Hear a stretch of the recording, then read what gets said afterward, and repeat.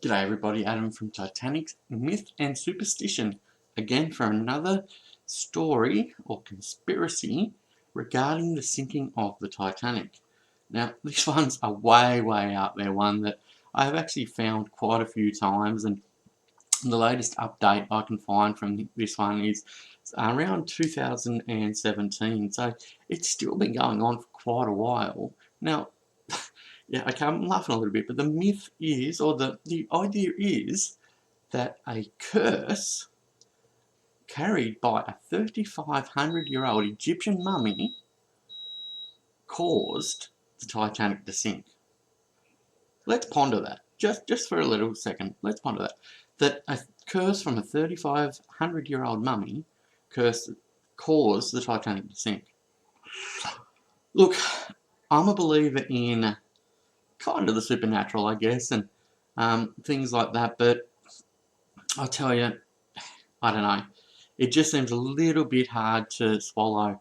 Now, let's just get a little bit of background on this particular mummy. The mummy was the mummy of a princess, Amun-Ra. I've actually heard her name quite a few times in the Egyptian world, and I'm actually into Egyptian history and things like that. So she is around, and she was buried in Luxor some 3,500 years ago. And she was actually purchased, which I think is terrible, but we won't go into that.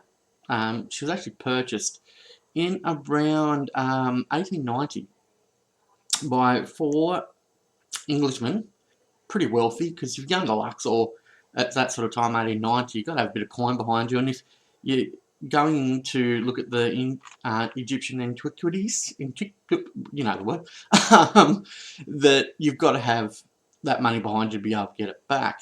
Now, apparently these guys were invited to buy this fashioned mummy case. It was a wooden mummy case, which had the remains of the princess in it, Princess Amun-Ra. Now, apparently the 4 guys drew straws, or whatever they did back then, just to see who was going to pay for this particular mummy, as you do. And the man who actually won the draw, he paid several £1,000s. I think it was about £5,000 at the time. So a lot of money. And he took the coffin back to his hotel. Now, this is where the mystery starts, apparently, with this particular mummy. We're not going to go through her whole history, but I'm just going to sort of lay on why they think the mummy's cursed. Apparently, a few hours later, he headed off into the desert, and he never returned. Now, we'll just go over to 3 other guys. The next day, one of the remaining men was shot in Egypt by one of his servants by accident.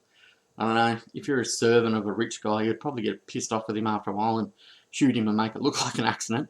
Apparently his arm was so badly wounded, it had to be amputated. The 3rd man in the foursome found his way back home and found that the bank holding his entire life savings had failed, so he became broke. Now, the 4th guy suffered a severe illness, lost his job, and was reduced to selling mattresses in the street. So these 4 guys, who apparently were rich, bought this coffin and became dead, destitute, injured, and never to be seen again. Was it a curse from a coffin? Who knows? Apparently the coffin got all its way back to England, and then over the next few years, a lot of stuff happened.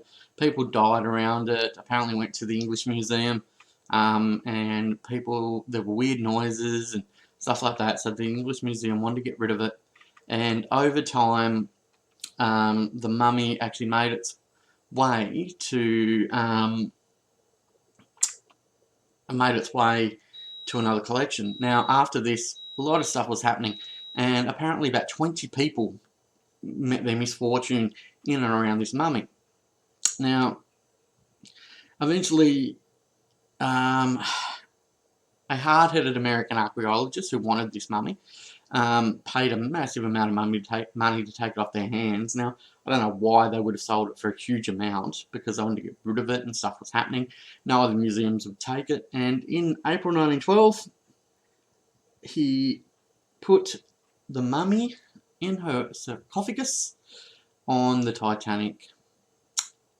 And the theory goes, on April the 14th, Princess Amun-Ra went down on the Titanic with over 1,500 people with her. Now, guys, this is going to be a reasonably short episode because it's very light on evidence. I've looked around and around the internet for information on this one, and honestly, all I've been able to find is rumour. There's no, and on the manifest from the Titanic, there's no coffins. There's no Egyptian artifacts to be known of, unless it was snuck on there in a conspiracy by J.P. Morgan, maybe, because he knew it was cursed. Who knows? Well, wealthy American businessman, J.P. Morgan, is that linked? Didn't think of that until just then. Maybe. I guess if J.P. Morgan bought it and put it on the Titanic, he wouldn't have had to tell people, would he? He would have had his connections. Okay, yeah, there is a possibility, I guess, that it was missed on the manifest, but you think of it, it's a big sarcophagus. How was it going to be missed? And I have found a couple of entries, and I don't know how real they are. They don't look official, where apparently researchers, when they've gone down to the Titanic, have looked for it and haven't found it.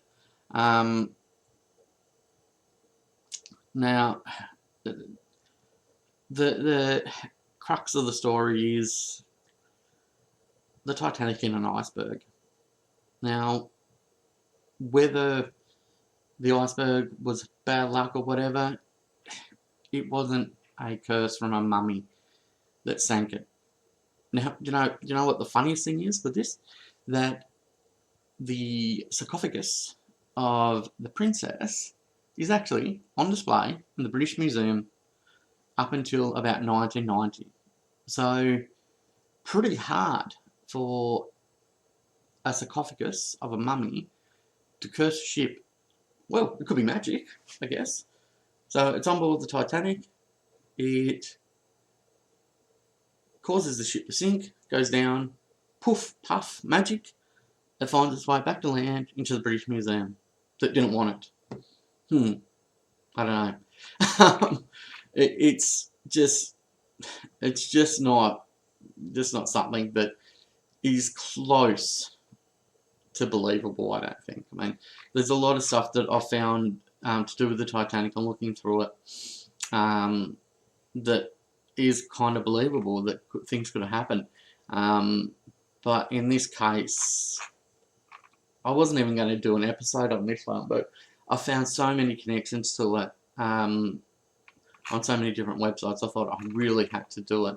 I mean, there isn't any ever mention on who this wealthy businessman was. I mean, you'd have to think that he was in first class if he was a wealthy businessman. There wouldn't have been that many people around that would have wanted something like that in their collection. If it was considered art, there was quite a couple of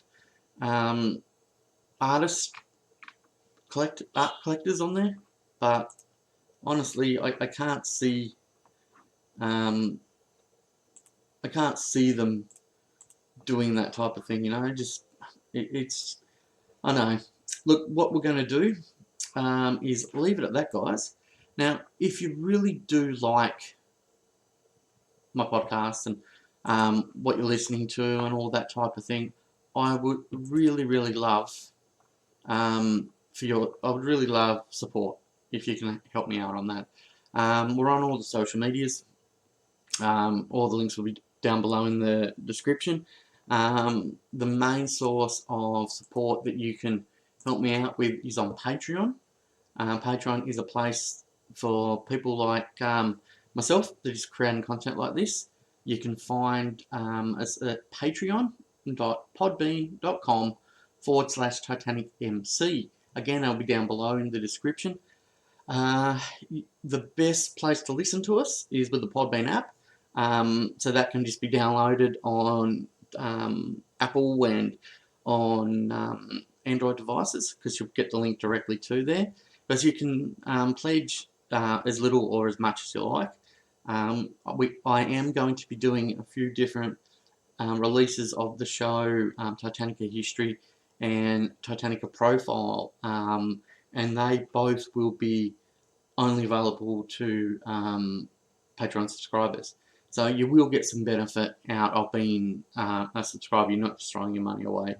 But guys, thanks very much, and I hope you enjoyed this short version of the show. And yeah, until next time.